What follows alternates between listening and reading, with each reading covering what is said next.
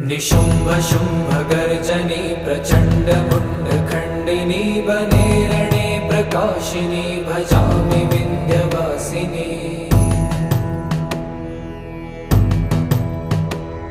त्रिशूलमुण्डधारिणी धराविघातहारिणी गृहे गृहे निवासिनी भजामि विन्ध्यवासिनी।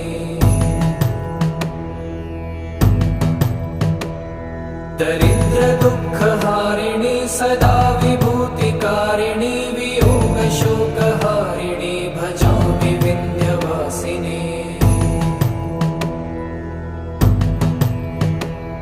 लसत्सुलोललोचनं लतासनं